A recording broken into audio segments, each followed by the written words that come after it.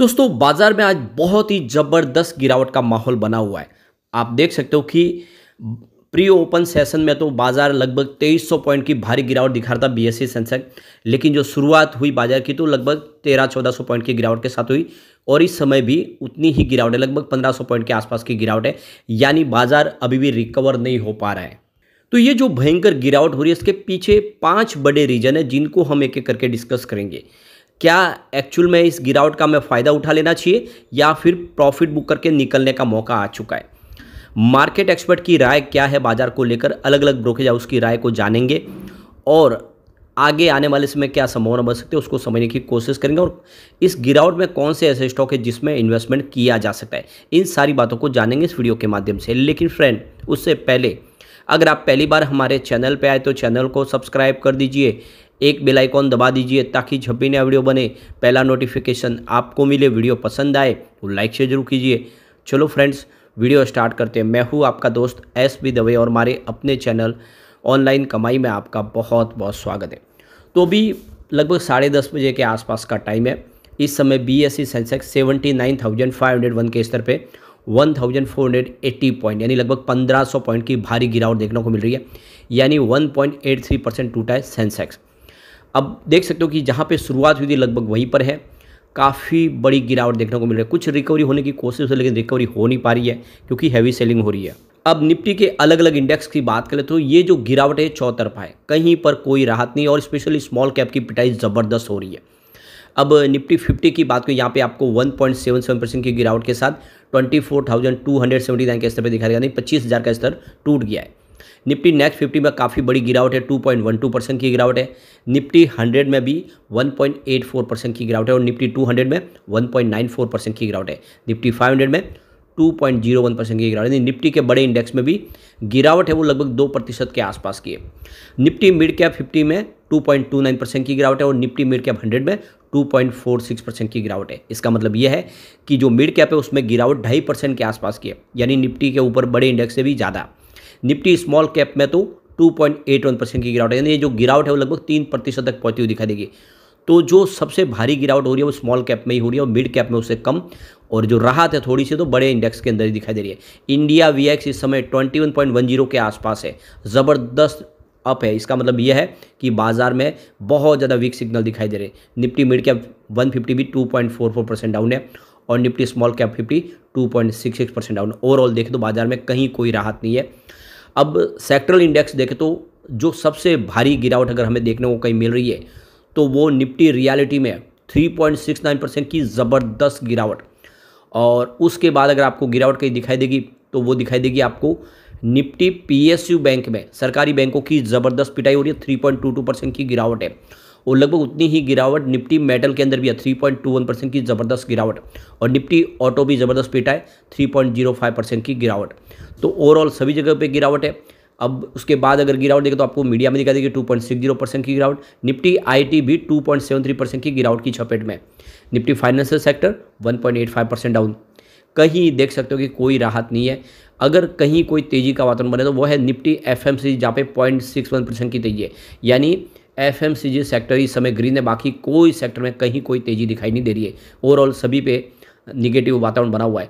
अगर थोड़ी सी गिरावट कहीं कम दिखाई दे तो वो निफ्टी हेल्थ केयर में, जहाँ पे मात्र 0.37% की ही गिरावट है। ओवरऑल देखें तो बाजार में चौतरफा बिकवाली है और इसके पीछे 5 बड़े रीजन हैं।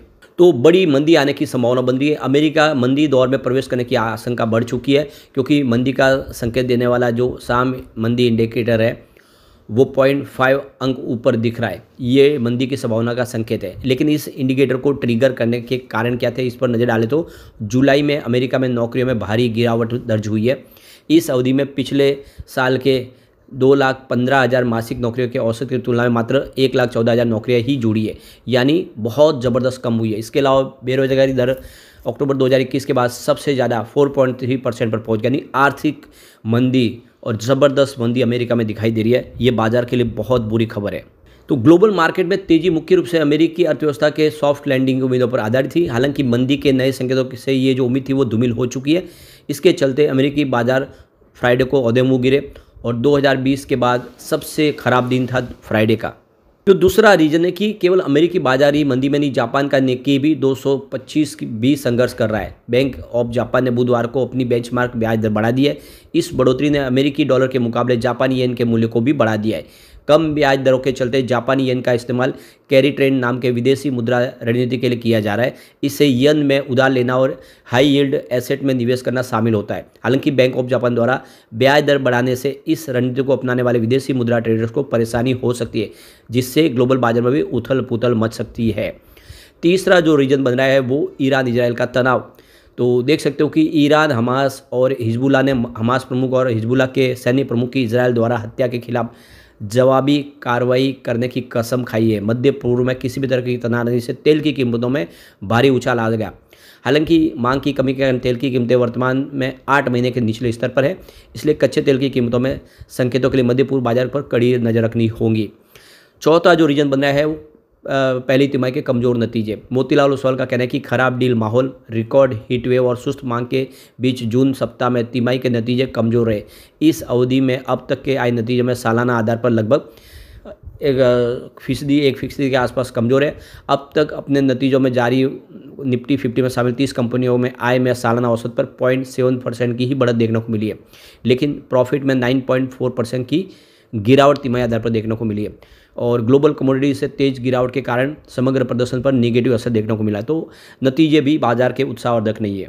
और पांचवा जो रीजन है वो है निकट भविष्य में बाजार के लिए कोई बड़ा ट्रिगर दिखाई नहीं दे रहा है। मौसम बजट अमेरिकी फेडरल रिजर्व की ओर से देख रहे थे, लेकिन हालांकि ये सभी इवेंट अब पूरे हो चुके हैं, तो बाजार को किसी नए ट्रिगर का अभाव है और जिससे बाजार में तेजी बन पाए। तो ये 5 बड़े रीजन है जिससे बाजार में भारी गिरावट हो गई और एफआई की बिकवाली तो काफ़ी बड़ी हुई है, इसका भी असर देखने को मिला है। अब बाजार को लेकर एंजल वन के ओशो कृष्णन का कहना है कि तकनीकी नजरिए से देखें तो निफ्टी इंडेक्स अपने सभी अहम एक्सपोनेंशियल मूविंग एवरेज यानी ईएमए से ऊपर बना हुआ है। इसके लिए 24,600 और 24,500 जोन में मजबूत इंटरमीडिएट सपोर्ट है।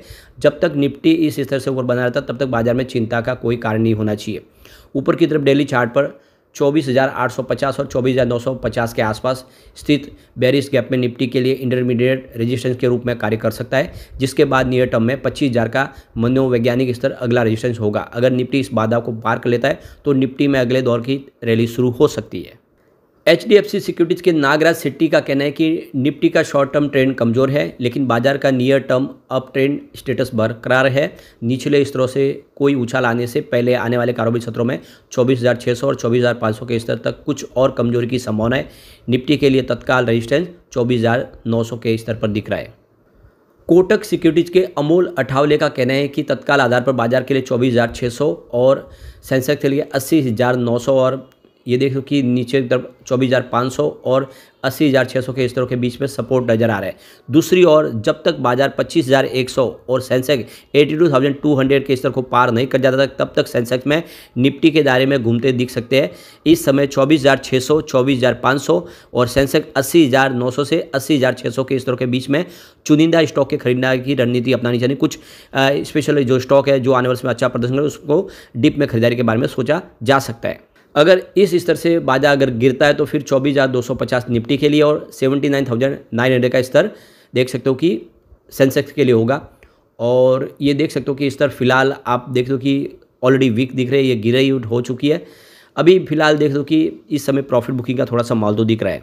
LKP सिक्योरिटीज़ के रूपक डे का कहना है कि ग्लोबल रीजन की वजह से निफ्टी शुक्रवार को तेजी से फिसल गया। तकनीकी रूप से डेली टाइम फ्रेम पर स्पिनिंग टॉप बनाने के बाद ये नीचे गिरा है और RSI संकेत के नीचे की ओर रुक कर चुका है और एक बेरिश क्रॉसओवर का संकेत दे रहा है।